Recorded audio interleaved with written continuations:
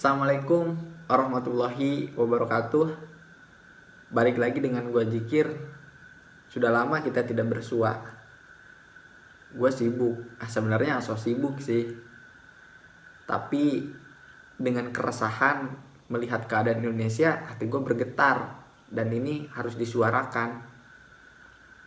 Sebenarnya malas juga sih untuk bersuara.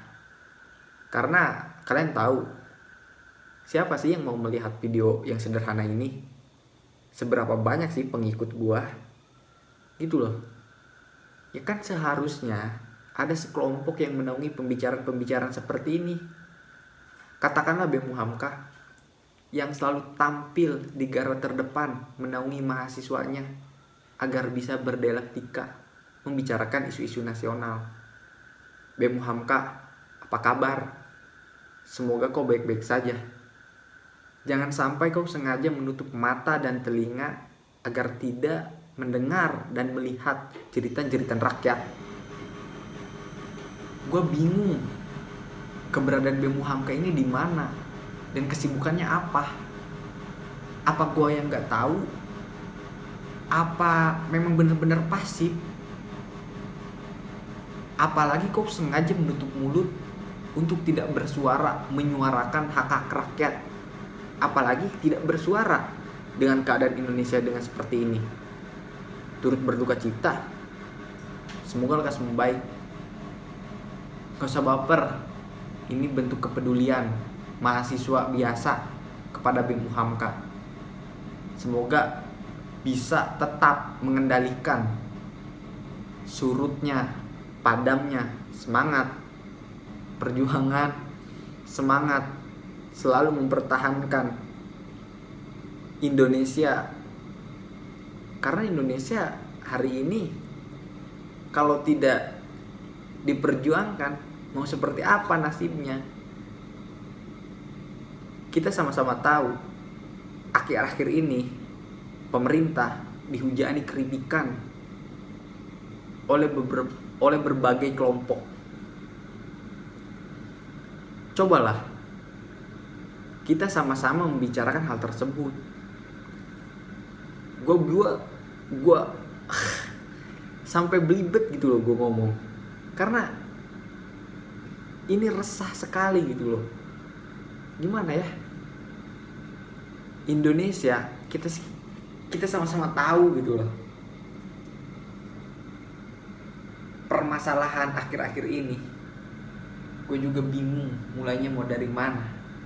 Kita tahu permasalahan korupsi, KPK, Habib Rizik, Jokowi, Maruf Amin, apalagi ya, Puan, hutang, Corona, PPKM, banyak banget problematika akhir-akhir ini di negara kita.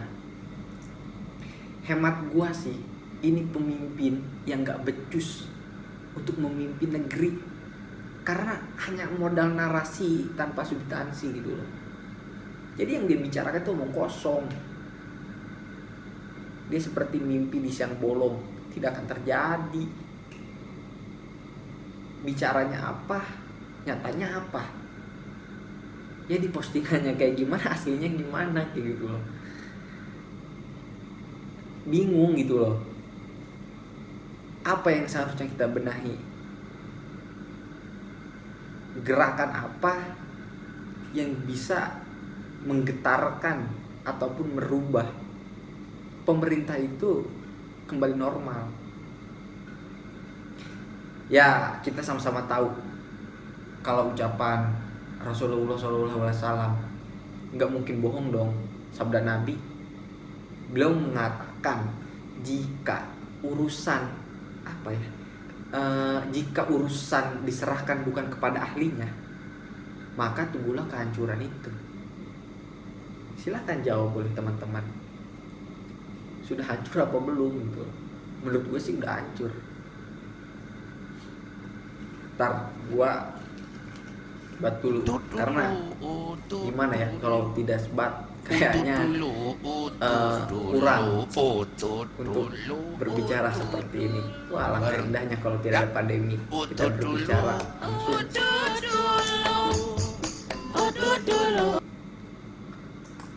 bicara langsung soal-soal apa namanya isu-isu nasional gitu. Jadi gini, negara ini sudah hancur bro, sudah hancur menurut gua. Ketidakadilan terlihat oleh mata terbuka, ya nggak sih? Iyalah, ketidakadilan ini di Indonesia, jangankan mata manusia, mata semut pun itu bisa melihat ketidakadilan. Demokrasi sangat kriminal menurut gua. Yang mana hak berpendapat ini di muka umum ya sudah diawasi oleh aparat gitu loh. Dan semua itu hanya imajinasi belaka. Kalau kita hidup di bumi demokrasi yang katanya bisa menerima semua kritikan dengan lapang dada diterima oleh pemerintah, omong kosong, nggak ada sekarang. Kemudian penegakan hukum sekarang asal tebang pilih gitu loh, iya nggak sih? Diskriminatif menurut gua. Inilah itu loh bangsa kita. Jadi gimana ya, bicara soal buruk dan brengseknya pemerintah, dihajar bajer, ya nggak sih? Take down postingan, ya nggak? Coba gimana nggak kacau gitu loh negara kita. Turun ke jalan dipukul, melawan dikit dikata kriminal, bicara soal agama dikata Taliban. Demokrasi katanya, tapi beginilah keadaan bangsa kita. Itulah Indonesia. Bingung. Halo kawanku, mari kita refleksikan. Ini negeri dengan angka 66.000 jiwa lebih, bahkan itu meninggal dunia bro. 66.000 lebih meninggal dunia. Coba bayangkan kalau kita anggap ini hal yang sepele, di mana letak hati nurani kita gitu? Di mana? Tentunya kita juga bertanya dong, ya nggak? Pertanyaannya apa? Pemerintah gimana sih kerjanya? Apa sih yang sudah dilakukan? Kok bisa secara masif orang terus-menerus meninggal? Kita tahu kok pemerintah bekerja keras dalam penanganan COVID-19, ya nggak sih? Menurut gue iya. Kita jangan sepelekan itu. Dan kita tahu mereka bekerja keras dengan hal itu. Tapi metodologi mereka itu salah, kacau menurut gue. Dan apa ya, aneh gitu loh. Ya emang iya, pemerintah berusaha untuk pemutusan ya kan rantai penyebaran COVID-19 dengan berbagai macam kayak gitu. Yang tadi gue bilang metodologinya yang salah. Apa sih? Nggak perlu jauh-jauh ya. Tapi yang gue tahu nih negara kita ini kan punya yang namanya undang-undang. Undang-undang itu nomor berapa ya? 6 kalau nggak salah tahun 2018 tentang kekarantinaan kesehatan. Kalau kalian tahu tentang undang-undang itu yang mengatur bagaimana negara mengurus rakyat di situasi pandemi sejak setahun lalu. Coba kalau kalian bisa baca. Tapi Bapak Presiden yang terhormat Pak D menanggapi situasi pandemi ini menggunakan metode yang kacau, memilih jalan riweuh. Tahu riweuh?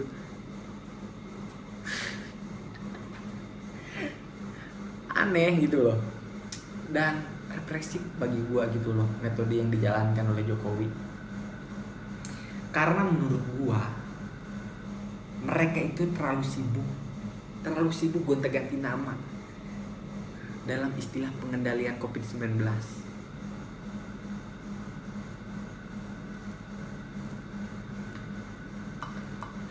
Gimana nggak riweuh gonta-ganti nama, mulai dari PSBB, ya kan, udah dari PSBB, PPKM mikro, dan sampai sekarang PPKM darurat. Jadi ini menurut gua bentuk nyata presiden tidak mampu menangani COVID-19 yang baik dan yang benar tentunya. Kalau menangani iya, tapi salah. Ya kalau nggak sanggup dan kalau nggak bisa, secara hormat mundurlah Pak, jangan dipaksa gitu loh, kasihan.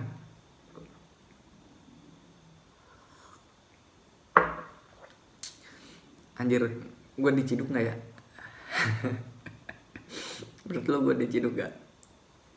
Ya BTW, ya masa hal yang kayak gini dipermasalahkan gitu loh. Evaluasi aja menurut Bapak. Evaluasi diri Bapak sendiri, masih layak atau tidak?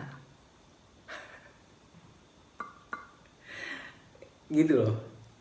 Tapi ya spekulasi liar gua gini, ini bukan soal Jokowi saja, ini soal siapa saja yang mempunyai diskriminatif, yang mempunyai kebencian kepada para ulama. Ngeri sih ngomong-ngomong kayak gini, nanti gue dikatain Taliban. Ya gak jadi masalah bagi gue. Emang kenapa sih Taliban? Tapi gampang banget gitu loh cap orang. Bicara soal agama Taliban, pro FPI,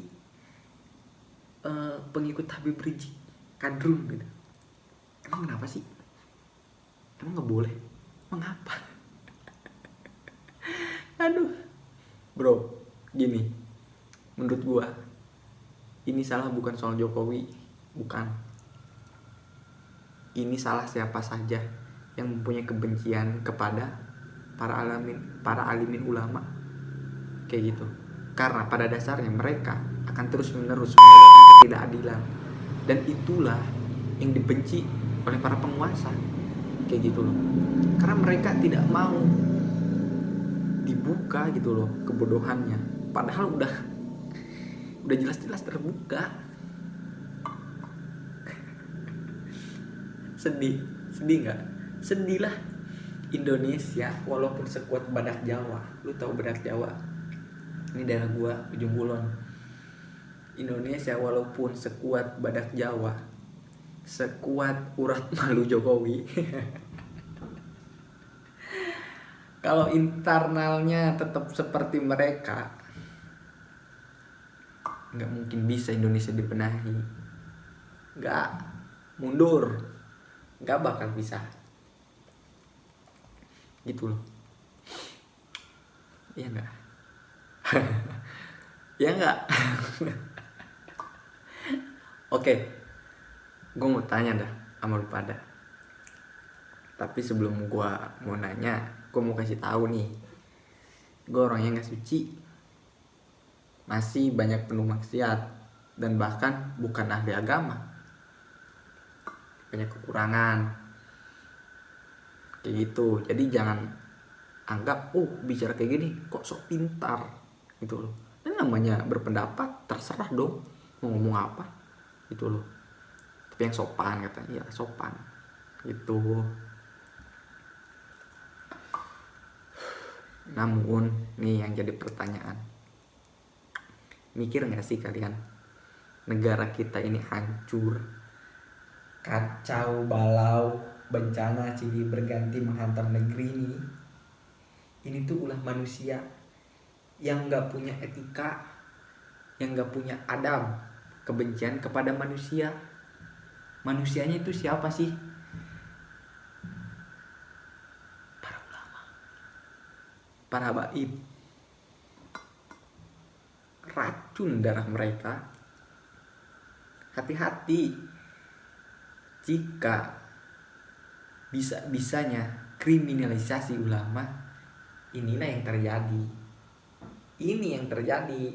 Orang dikriminalkan, yang baik dikatakan sebagai perampok, pengkhianat dikatakan sebagai orang yang benar dan jujur.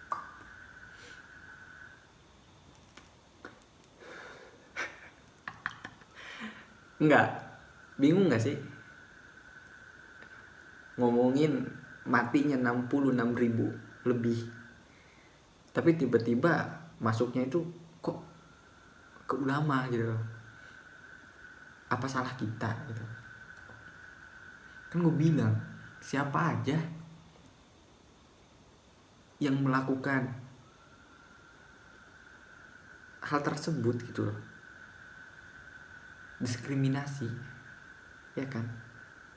Jadi para elit, kenapa sih gue diskriminasi tapi nyambungnya ke kriminalisasi ulama gitu? Mungkin itu terlalu tinggi ya. Kita lihat ini aja. Lu tahu kan yang pedagang kaki lima yang melanggar PPKM darurat, tukang bakso kalau nggak salah tuh didenda 5 juta, tapi ada apa ya, mall atau apa gitu cuma didenda 500.000. Kan diskriminatif. Terus ada juga pedagangnya dihancur-hancurin, bukan pedagangnya, apa sih namanya, apa namanya, gerobak-gerobaknya gitu loh. Tapi di pengusaha-pengusaha tinggi yang lain yang melanggar PPKM darurat ini ya bisa-bisa aja, bahkan disuruhnya juga nongkrong di warkop. Tapi apresiasi sih, sudah dipecat ya, sudah dicopot gitu. Nih, gue mau kasih tahu ya. Jadi Rasulullah Shallallahu Alaihi Wasallam pernah bersabda, murka. Jadi gimana sih? Apa namanya?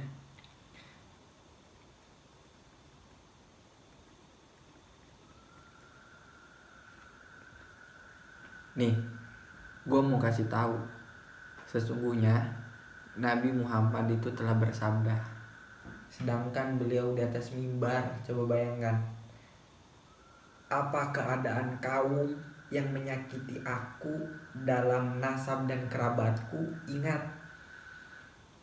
barang siapa yang menyakiti keturunanku dan orang-orang mempunyai hubungan denganku, berarti ia menyakiti aku. Dan barang siapa yang menyakiti aku, maka ia benar-benar menyakiti Allah. Ini hadis yang diriwayatkan oleh apa namanya, At-Tabrani kalau nggak salah, At-Tabrani, At-Tabrani dan Al-Alawi, Al-Baihaqi gitu loh. Mohon maaf nih, kan tadi gue bilang gue bukan ahli agama, cuma dikit-dikit tahu kayak gitu. Dan dengar lagi nih ya, dengar. Jadi Rasul juga pernah bersabda begini, apa sih namanya, murka Allah menjadi sangat terhadap orang yang menyakiti aku, maaf sakit, yang menyakiti aku tentang keluargaku. Jadi Allahnya murka gitu loh dengan siapa saja yang menyakiti kerabatnya Rasul, keluarganya Rasul gitu loh. Allahnya murka. Nyadar gak barusan yang sudah gue sampaikan? Indonesia silih berganti nih, bencana datang ke kita ini macam-macam, dan bahkan kalau kita katakan kena ajab. Mungkin Allah murka ke Indonesia gitu loh. Makanya banyak lembaga lainnya yang meminta, cobalah untuk muhasabah, untuk berminta maaf gitu loh, Jokowi kepada rakyatnya. Minimal itulah, minta maaf atas ketidakbecusan.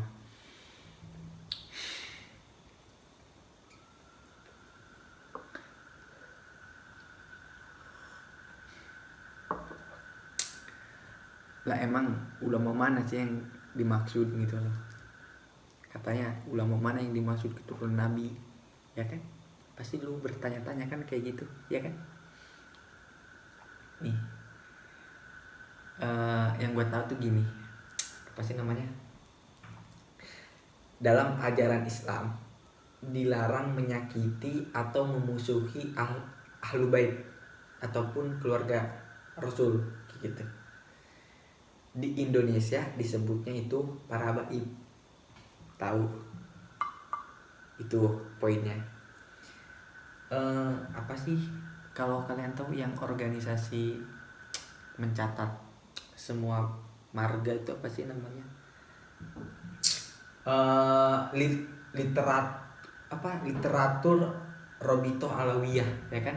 Itu kan organisasi pencatat keturunan Nabi Muhammad.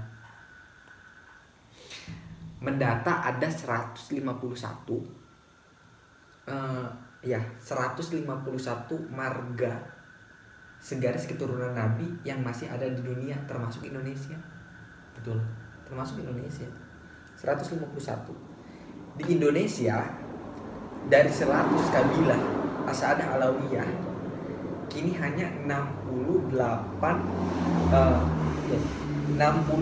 marga keturunan Said yang tersisa. Ada 68 marga Said yang ada di Indonesia. Tapi maaf nih, gue harus kasih tahu. Sorry, jangan dikata gue Taliban, karena itu sangkut paut. Kalau berbicara soal bagaimana sih penanganan Jokowi gini, gue nggak begitu paham. Cuma tadi mah sedikit yang baca-baca terkait keresahan yang lain kayak gitu.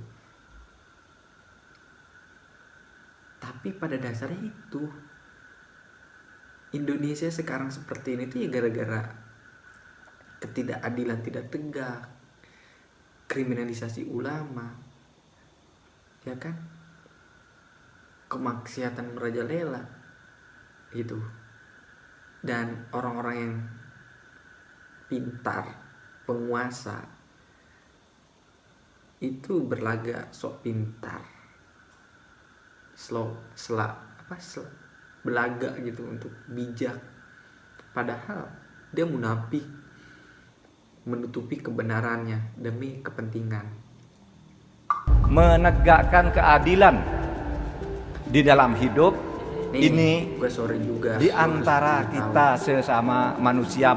Habib Rizik termasuk salah satunya di dalam literatur Robito Alawiyah. Marga keturunan Habib Rizik itu Syahab atau Syihab. Lu tahu kan kasusnya? Katanya apa sih namanya? Pembohongan tes swab di rumah sakit Umi. 5 tahun penjara. Kebayang gak? Gue ke rumah sakit, kena COVID, gue ngebohong. Misal nih, kalau bener tuh gue ngebohong, di penjara 5 tahun.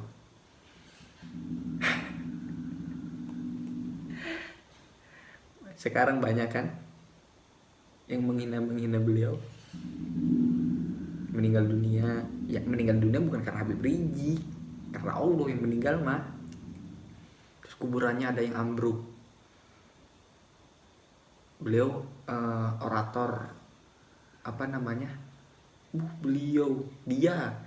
Dia orator yang suruh ngebakar Habib Rizik, katanya pemecah belah NKRI dan lain sebagainya. Namanya nggak tahu, ngapain diingat-ingat. Terus Abu Janda sakit, ya kan, yang tadinya biasa-biasa aja mau corona, katanya kayak gitu kan. Kebayang nggak sampai sini?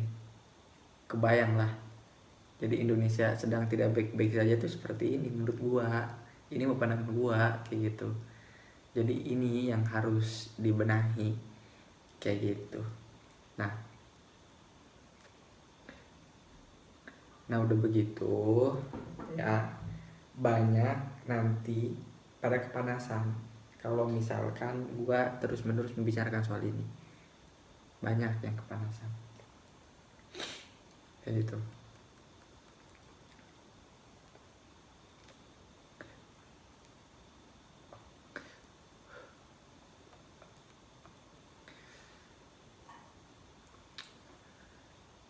Lanjut ya. Lanjut. Jadi kita ini nggak salah kalau kita nggak menyakiti para walimin ulama. Kita nggak ikut andil di dalam kriminalisasi ulama. Kan yang tadi disampaikan, siapa saja yang ikut andil di dalam menyakiti keluargaku, gitu kan, itu samanya menyakiti Nabi, sama saja menyakiti Allah. Gimana Allah nggak murka? Kayak gitu. Lu percaya nggak percaya kalau Habib Rizik itu keturunan Rasul apa enggak, terserah. Tapi yang namanya ulama, hati-hati, jangan lantang begitu, harus punya etika.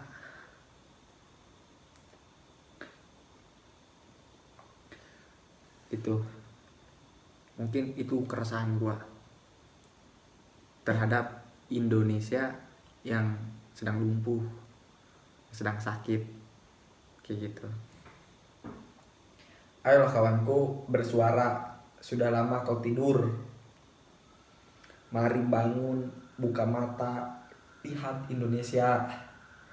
Siapa lagi kalau bukan kita yang membenahi bangsa dan negara kita?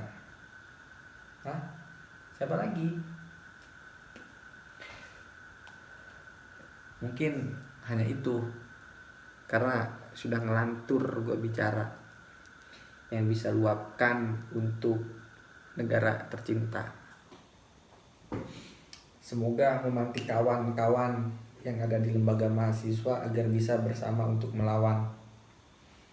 Oh ya, akan hadir konsolidasi area mulai dari live Instagram.